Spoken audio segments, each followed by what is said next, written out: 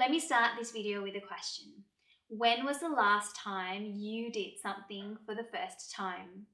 When I came across this question years ago, I loved it. I wrote it down and I still got it stuck on my desk as a reminder to keep life exciting, to say yes to new things, to explore, to learn, and to keep growing.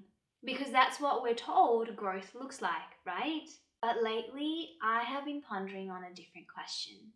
What if the problem isn't that we are not experiencing new things? What if the problem is that we have forgotten how to see the old things as new?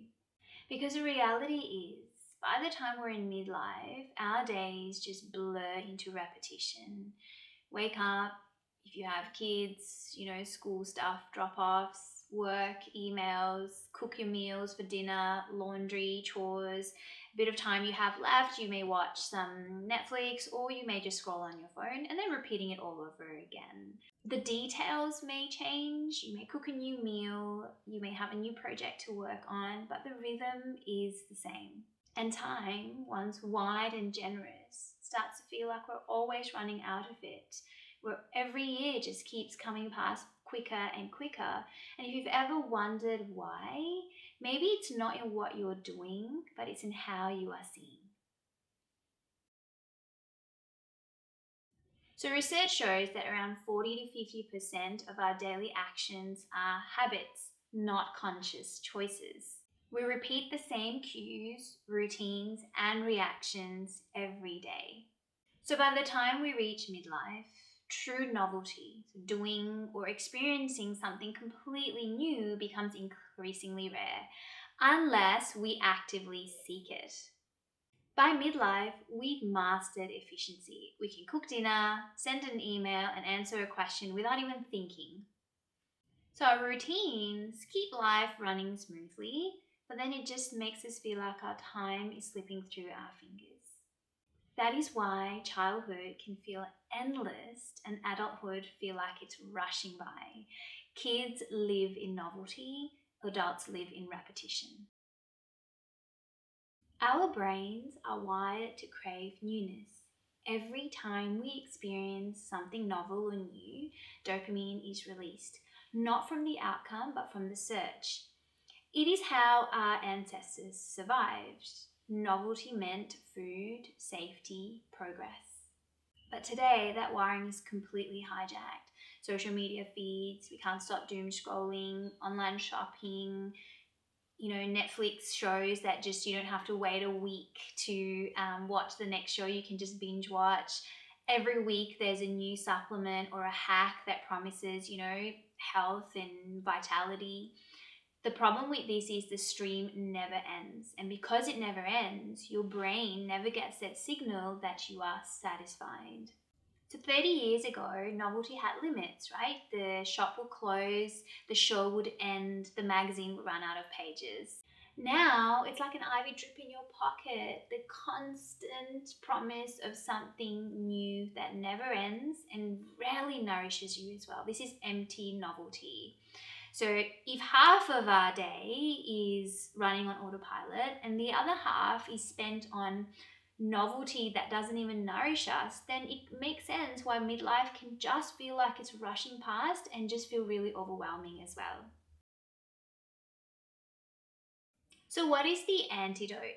Yoga calls it the beginner's mind. Adopting a mindset where you are approaching a task that you've done over and over again as if you're doing it for the first time. Children do these naturally. They don't get bored reading the same book over and over again or playing with the same toy over and over again. They care about discovery, not about efficiency. So they can pull apart a toy, put it back together and do it over and over again as if it's something new. So this is childlike curiosity, that sense of wonder that keeps life feeling alive. But somewhere along the way as adults, we traded curiosity for productivity. We traded certainty for wonder. So we decided it was better to know than to ask, better to get things done than to notice what's in front of us. And when that happens, the most meaningful part of our lives, our work, relationships, parenting, all start to feel flat. We stop noticing or experiencing the small magic in our daily lives. Ayurveda teaches us that rhythm, dinacharya, your daily routines are essential for balance. Your body and mind thrive when it's in sync with nature's cycles. Sunrise, sunset, eating with the seasons, resting when it's dark. But routines is not enough without awareness. Without awareness, rhythm just becomes repetition. You can eat the perfect Ayurvedic meal or meditate every morning, but if you're doing it on autopilot, it won't nourish you. Ayurveda reminds us that it's not about what you do, but it's more about how you do it. The same meal, the same walk, that same yoga practice every morning can be medicine or monotony depending on the consciousness we bring to it. Routines should hold us, not numb us. And this is where wonder and curiosity can come in. So, wonder is what keeps us awake inside of our routines, and curiosity is what keeps us connected to ourselves, to others, to the world. It can be easy to just dismiss curiosity and wonder as soft and poetic, but they're actually medicine, especially for women in midlife whose days revolve around providing, caring, and doing. One of the most amazing benefits of wonder and curiosity is that it slows down time. Remember how long our days felt like when we were a child? That's because that sense of awe, that sense of wonder expands our sense of time as well. So if your days are blurring together, wonder is the antidote. Curiosity keeps your brain young. Every time you ask why, dopamine is released, not from the answer, but from the search itself. So asking why and being curious strengthens neural pathways, it keeps your mind adaptable, and also reduces cognitive decline. It's like yoga for your mind. Curiosity regulates stress. You can't be curious and defensive at the same time. When you shift away from, that mentality of this shouldn't be happening to just asking or being curious and asking why is this happening, you soften a little and your nervous system gets to recalibrate. Wonder reconnects us to meaning. When we pause for a moment, right, and we look at the stars, or we just have a sense of awe of our own breath, of our own body, what happens then is our self-importance starts to drop and our sense of belonging expands. It's a shift in perspective. It helps with humility and connection all rolled into one.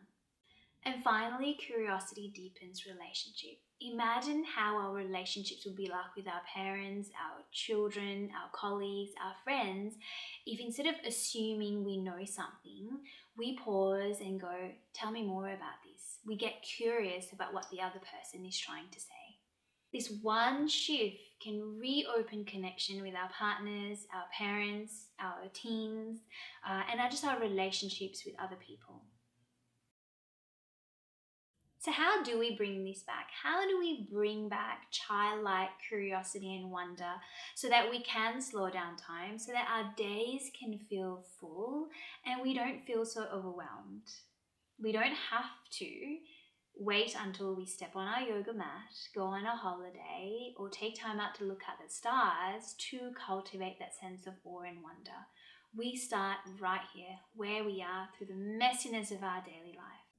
So I thought, why not talk about some real life examples that we do every day, like cooking. So cooking is an interesting one because often we rush through it. So when you are cooking, instead of rushing, notice the alchemy, right? How raw turns into nourishment. And then bring that sense of, bring your five senses into it, smelling the food, looking at the food, like really immersing yourself in the experience of cooking can really shift that sense of rushing and needing to just get dinner on the table. Rushing is a myth for time. When you slow down, time slows down as well. Folding laundry. Whose shirt or top are you folding? What season or phase of life are they in at the moment? So you'll see growth, time passing, and connection stitched into the fabric. School runs or commuting, that's probably one of the highly stressful times. We are rushing, fighting traffic, trying to get to someplace on time. It can feel stressful. So what we can do then here is just learn to soften, so that drive or that commute can become a practice of regulating your nervous system. Because if we don't have time to, a lot of us say we don't have time to sit on our mats or do some breathing in the morning, that can be your time. And often with school runs as well, if we soften and we let go of that energy, that highly stressed energy, you'll notice you may have better conversations with your children in the car as well. And then there's parenting.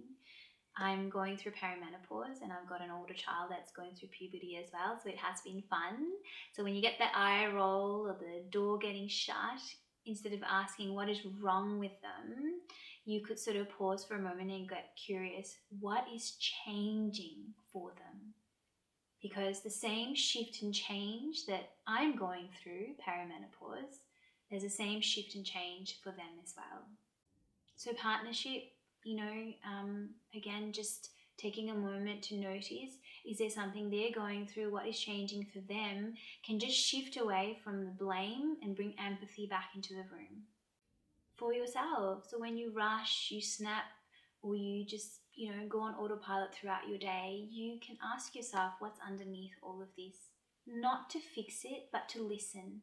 There's always, if you get really curious, there's always something you can learn about what's going on with you right now. That's how you soften judgment and return to awareness. This is not a hack. This is a lifeline. They make the repetitive meaningful, the ordinary extraordinary. So in many ways, that's what yoga and Ayurveda is about. Awareness within rhythm. Wonder doesn't ask you to escape your routines. It asks you to be awake inside of them. Because when you stop rushing through life, you live inside it again. So coming back to the question at the start of the video, when was the last time you did something for the first time? This is the first for me. I've never done a YouTube video like this, conversational type. If it really resonated with you, please subscribe, because this is what I want to explore here, how we can take yoga and Ayurveda and apply it in our daily life with less hustle and more joy.